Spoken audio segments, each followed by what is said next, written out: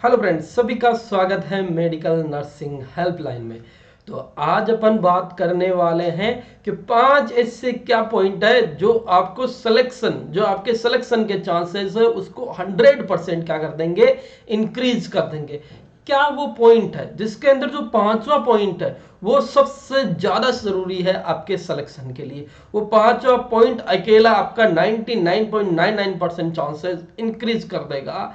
तो अपन स्टार्टिंग से बात करते हैं। आप सभी का स्वागत है nursing officer channel medical nursing helpline के अंदर। मैं महेश आपका स्वागत करता हूं मेरे चैनल पे। तो अपन स्टार्टिंग से बात करते हैं क्या वो 5 पॉइंट है। तो सबसे पहला पॉइंट है कोचिंग।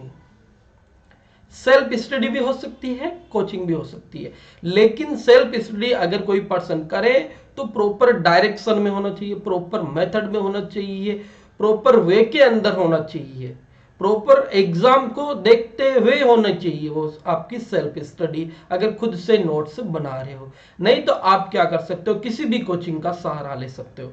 आजकल सारी ही कोचिंग सबसे अच्छी है। ऐसा नहीं है कि कोई कोचिंग बेकार है, कोई खराब है, नहीं, ऐसा कुछ भी नहीं है।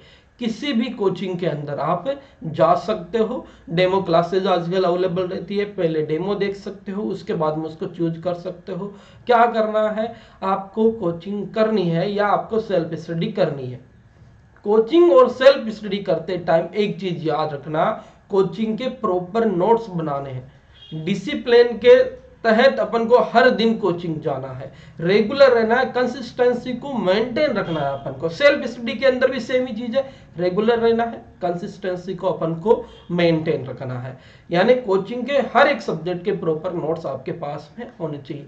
कोचिंग करते टाइम एक चीज का बिल्कुल भी ध्यान रखना है कि वो चीज बिल्कुल भी अपन को नहीं करनी है। वो क्या चीज है, आपको किसी भी यूट्यूब चैनल पे नहीं जाना है, ये याद रखना। कोचिंग करते टाइम एक चीज याद रखना कि किसी भी यूट्यूब चैनल पे नहीं जाना है। कोई सा भी अगर आपने यूट्यूब चैनल पकड़ लिया और कोचिंग भी कर रहे हो तो आपका जो कोचिंग का मटेरियल है उससे थोड़ा सा अलग पढ़ाया जाएगा यूट्यूब पे, तो आपका थोड़ा सा ट्रस्ट इश्यू हो सकता है, उसी को तो दूर करना है। इसलिए एक चीज याद रखना, कोचिंग करते टाइम किसी भी यूट्यूब चैनल पे नहीं जाना। और थ्योरी के लिए तो बिल्कुल भी आपको यूट्यूब चैनल पे जाना ही नहीं है। ये चीज अपने माइंड में सेट कर लेना आज से ही। अगर ये चीज सेट हो गई तो आपका सिलेक्शन श्योर होगा। जितना टाइम आप यूट्यूब चैनल को दे रहे हो उससे अच्छा कोचिंग के नोट्स को रिवाइज करने का काम करो। जितना आपके कोचिंग के नोट्स रिवाइज होंगे उतनी आपकी थ्योरी पे पकड़ होगी, उतना ही आपके चांसेस इंक्रीज हो जाएंगे सिलेक्शन के लिए। तो कोचिंग करते टाइम यूट्यूब पे बिल्कुल ही नहीं जाना है। कोचिंग करने के बाद में भी थ्योरी के लिए तो बिल्कुल भी नहीं जाना है किसी भी यूट्यूब चैनल पे। आज से ही माइंड में ये चीज सेट कर लो अगर आपको नर्सिंग ऑफिसर बनना है तो। फर्स्ट चीज ये हो गई।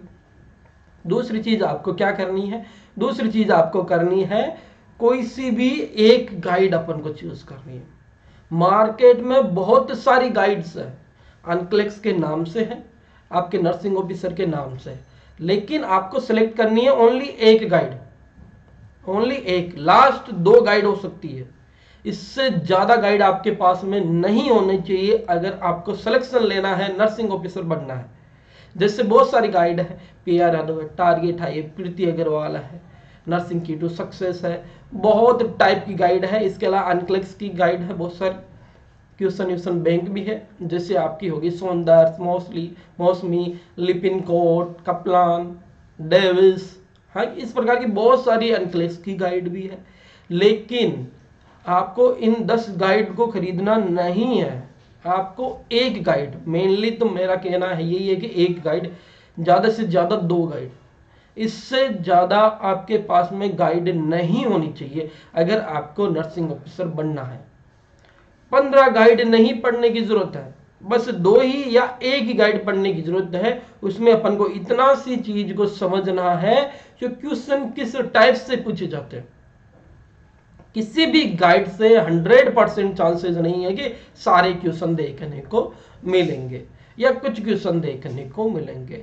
बहुत सारे लोगों को मैंने देखा है कि अपनी गाइड प्रमोट करने के लिए कुछ ना कुछ उसके अंदर लगा देते हैं, जैसे बोल देते हैं कि ये देखो हमारी गाइड से ये क्वेश्चन आया। अरे हट के 4 चेंबर होते हैं, किस गाइड के अंदर नहीं लिखा हुआ? हर एक गाइड के अंदर लिखा हुआ है। एसिड बेस बैलेंस के बारे में किस गाइड के अंदर नहीं लिखा हुआ? हर एक गाइड के अंदर लिखा हुआ है। ये आपके माइंड सेट को भ्रमित करने का काम हो गया एक तरह से।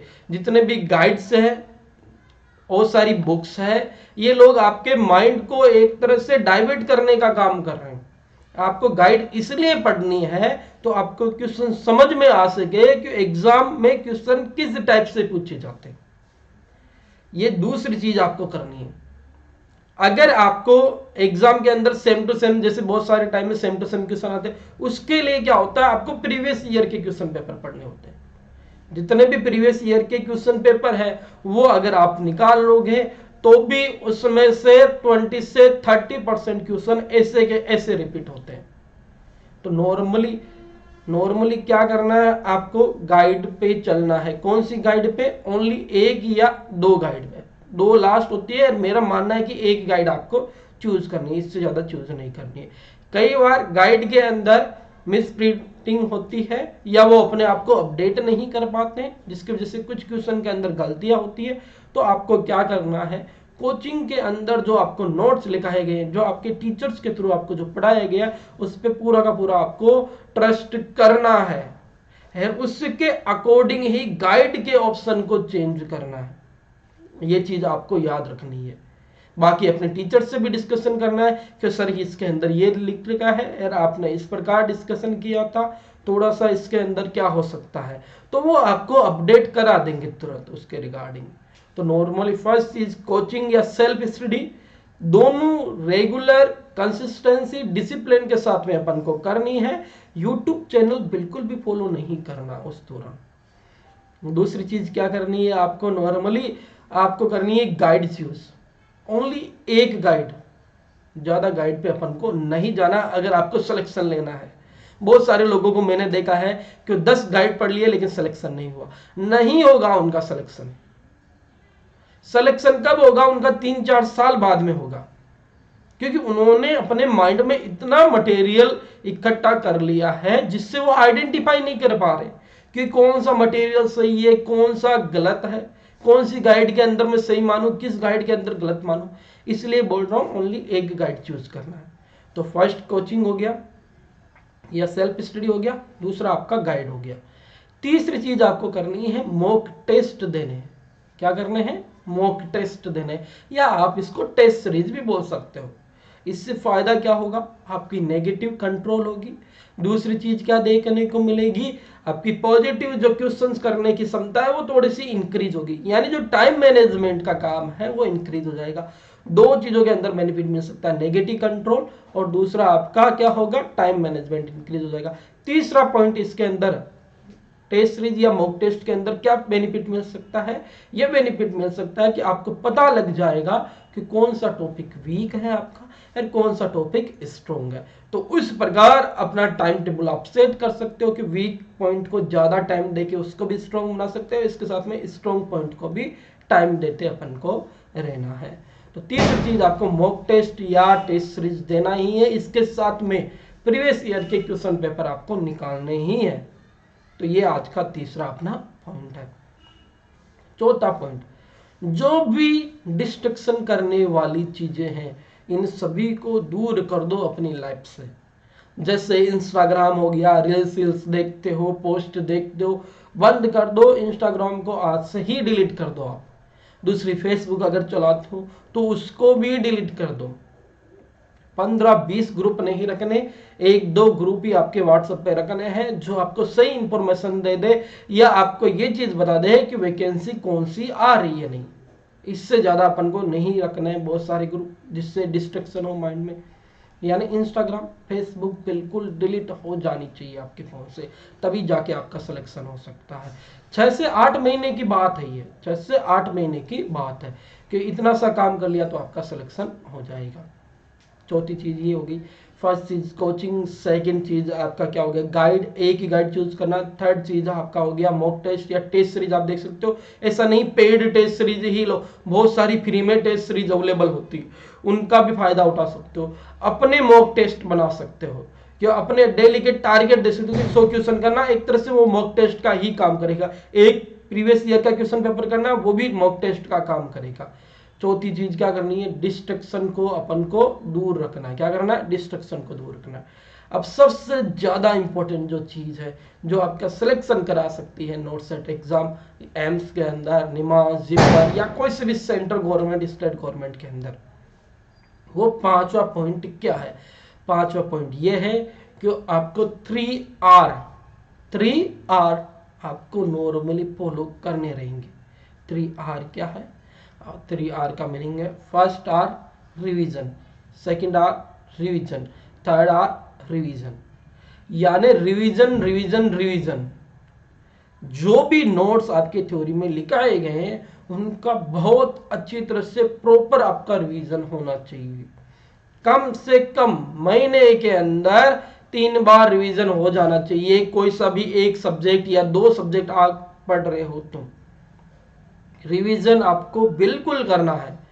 किसी भी टॉपर का आप इंटरव्यू देख सकते हो, ऐसा नहीं कि नर्सिंग के अंदर ही देख सकते हो, कहीं पे भी किसी भी जगह, किसी भी इंस्टीट्यूट या किसी भी लेवल का अगर एग्जाम होता है, चाहे यूपीएससी हो, यूपीएससी या आपका नॉर्मली यूपीपीएससी हो, कोई सा भी पीएससी एग्जाम हो नॉर्मली, इसके अलावा एसएससी सीजीएल हो, किसी भी टाइप का अगर एग्जाम है तो उसके अंदर टॉपर का इंटरव्यू देखोगे तो यही चीज पता लगेगी आपको। फर्स्ट चीज प्रॉपर नोट्स होने चाहिए, और लास्ट इंपॉर्टेंट चीज 5 चीजों मैंने बताई, रिवीजन रिवीजन रिवीजन। इतनी बार नोट्स का रिवीजन कर लो कि आपका सिलेक्शन कोई नहीं रोक सकता। और यही इंपॉर्टेंट चीज है। 4 चीज को फॉलो किए, नोट्स बनाए, नॉर्मली गाइड अपन ने ले ली, डिस्ट्रक्शन को दूर कर दिया अपन ने, मॉक टेस्ट दिया, लेकिन अगर रिवीजन नहीं किया चीजों का तो आपका सिलेक्शन नहीं होगा। तो जितना हो सके उतना अपन को रिवीजन पे फोकस करना है, जिससे अपने सिलेक्शन के चांसेस बहुत ज्यादा इंक्रीज हो जाए। और ये मान के चलना, अगर आपने रिवीजन बहुत अच्छी तरह से किया, जितने भी नोट्स है आपके पास में उनका 3 से 4 बार अगर रिवीजन कर लिया है तो आपका सिलेक्शन कोई भी नहीं रोक सकता। कोचिंग के नोट्स की बात बता रहा हूं या सेल्फ स्टडी, खुद के बनाए हुए नोट्स की बात बता रहा हूं। 3 से 4 बार रिवीजन करना है, प्रॉपर आपका रिवीजन होना चाहिए। क्लियर। तो यही 5 वो चीजें हैं जो क्या कर सकती है, आपको सिलेक्शन तक पहुंचा सकती है, जीरो से हीरो आपको बना सकती है। अब आपको चूज करना है कि आपकी लाइफ किस प्रकार की होनी है, कि यही लाइफ आप आगे देखना चाहते हो या इस लाइफ को कन्वर्ट करके एक हीरो वाली लाइफ जीना चाहते हो। हीरो वाले की मीनिंग हो गया कि नॉर्मली सिलेक्शन लेके अपने आप को प्राउड फील करा सकते हो, अपने घर वालों को प्राउड फील करा सकते हो, अपने टीचर्स को प्राउड फील करा सकते हो। आपका एक सिलेक्शन हर एक चीज पे भारी हो जाएगा, जितना भी आपने स्ट्रगल किया है उन सभी को क्या कर देगा, वो 1 मिनट के अंदर खत्म कर देगा। तो क्या करना है, सिलेक्शन लेना ही है। 2024 के अंदर नर्सिंग ऑफिसर बन के ही दिखाना है। ऑल द बेस्ट सभी नर्सिंग ऑफिसर एस्पायरेंट्स को मेरी तरफ से। मैं नर्सिंग ऑफिसर महेश आपका फिर से स्वागत करता हूं मेरे चैनल पे। Thank you.